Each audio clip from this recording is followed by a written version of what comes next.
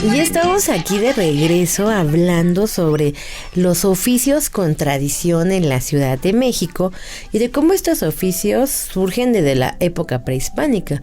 Algunos de ellos todavía se conservan, como los tlachiqueros. Bueno, es que los tlachiqueros yo creo que son de los más consentidos de la gente que le gusta el pulque, porque con ellos se origina todo, con extraer el aguamiel, llevarlos a bordo de los burritos, después vaciarlo allá en el tinacal hasta que llega este delicioso pulque de sabores. Pero vamos a retomar en esta historia de los oficios y te comentaba que en la época prehispánica ya existían, había algunos maestros, además tenían sus propios dioses protectores y estos dioses eran a quienes les pedían para que salieran muy bien el trabajo que hacían. Cuando llegan los conquistadores se maravillan de ver esta cantidad de actividades que ya realizaban y que estaban perfectamente bien ordenadas. Sin embargo, ellos también traían, los españoles, diferentes oficios que además eran exclusivos de ellos. Inclusive, por ahí cuentan, en un libro que, mira, yo te lo recomiendo.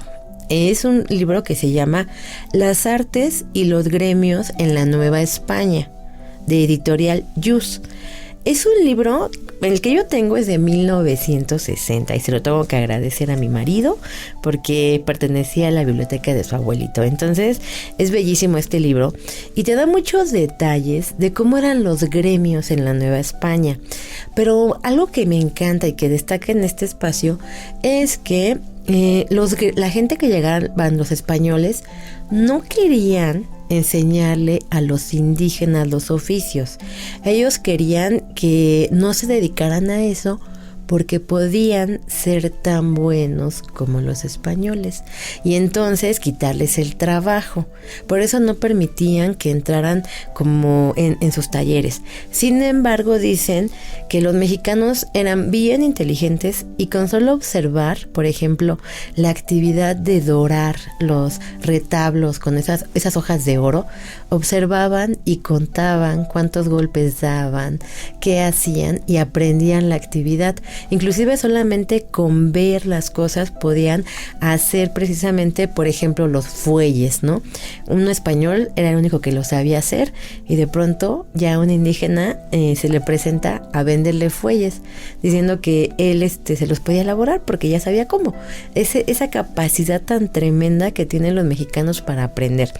Y en este libro de las artes y los gremios en la Nueva España ya se habla de cómo se clasifica. Cuando una persona quería aprender un oficio, tenía que entrar con un maestro en calidad de aprendiz. Entonces, dentro de un taller, de un oficio, hablemos por ejemplo de carpintero, tenías que entrar como aprendiz. Estaba cerca de 6 años como aprendiz. Después pasabas a oficial, el tiempo en el que de alguna manera ya te desarrollabas. Y finalmente presentabas un examen ante los veedores. ¿Pero qué es un veedor? Veedor era un criado de la casa real que vigilaba. Su misión consistía en supervisar a los despenseros menores y compradores, ver los precios de lo que se compraba para la despensa, comprobar los gastos ordinarios y tomar la cuenta al que gastaba cada día para que no hubiera fraude en ella. Se ocupaba de que lo que fuera para la mesa de la persona real fuera muy bueno y lo hacía buscar y traer con diligencia y mucha limpieza.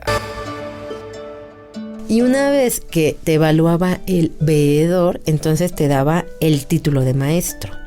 Muchos oficiales se quedaban así toda su vida, como oficiales, porque el mismo gremio no permitía que existieran tantos maestros. No, es que eran demasiados maestros en esa época. Estos gremios, además, se integraban en cofradías, y las cofradías eran como muy poderosas, tenían un santo protector, y ellos eran quienes pagaban las misas de ese santo. Por ejemplo, los plateros tenían a San Eligio. Y los plateros se consideraba el gremio más poderoso, económicamente hablando, dentro de la Nueva España. Eran los que más dinero tenían. Por eso inclusive tenían su calle, la calle de Plateros, hoy Francisco y Madero. Y en los plateros tenían a San Eligio.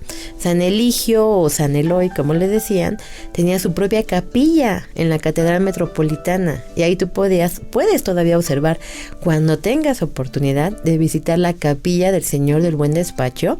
En la parte central, en la parte de atrás, hay una pequeña escultura dedicada a San Eligio. Ya casi no se ve, pero cuando visitas esta capilla, a mí me encanta porque ves la escultura del Señor del Buen Despacho y a los costados 2 elementos decorativos hechos en plata. Parecen una ramillete de flores enormes hechos en plata. Bueno, y uno de los lugares en los que se muestra el poder de los plateros es allá en Santa Prisca. En Santa Prisca te invito también a que la visites porque tienen una escultura de la Virgen María completamente hecha en plata. Este fue uno de los gremios más importantes. Cuando tú entrabas al taller, también aprendías muchos trucos, muchas técnicas, muchos secretos. Y se dice por ahí que, bueno, el aprendiz se comprometía a ir a vivir a casa de el maestro. El maestro le daba a cambio casa, comida, sustento, vestido, medicina y le enseñaba todo lo que sabía. El aprendiz se comprometía a no decir nada de lo que veía en su casa, ningún tipo de indiscreción con respecto a problemas de familia, a ser leal con el maestro y finalmente, bueno, algunos maestros nunca permitían que pasaran de nivel de oficial. Y bueno, hay un libro que me gusta mucho en El Periquillo Sarniento. El Periquillo Sarniento es increíble porque ya hablan en este libro de lo importante que era para las personas aprender un oficio.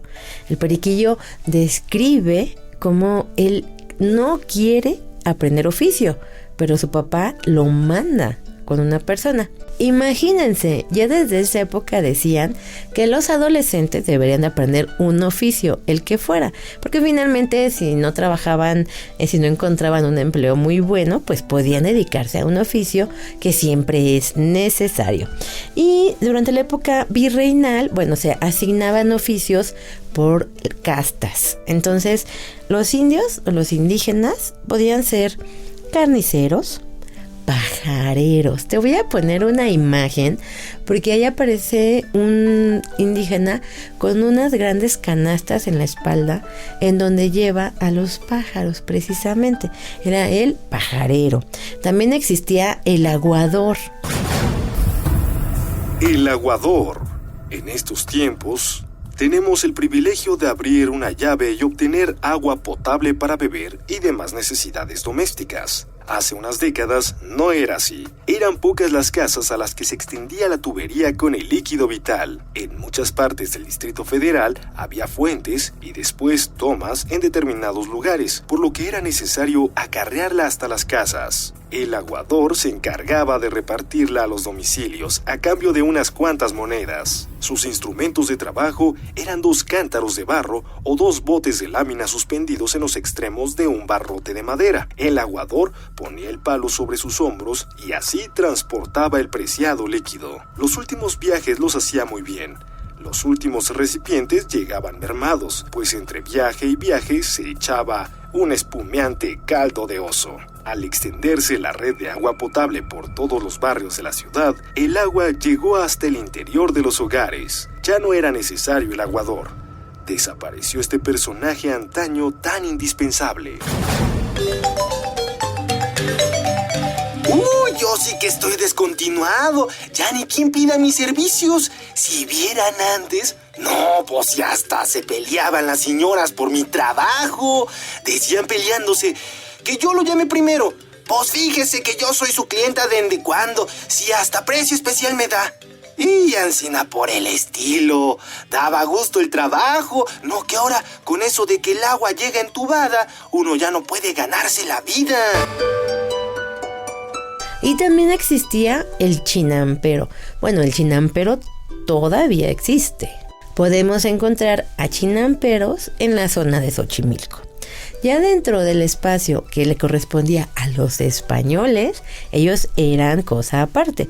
Ellos tenían otro tipo de oficios, como sederos, veleros, coheteros, calceteros, sastres. Los sastres eran fundamentales. Todavía todos necesitamos vestirnos, pero vamos a platicar de esto y más en cuanto regresemos aquí a Radio 1000. Ciudad Viva.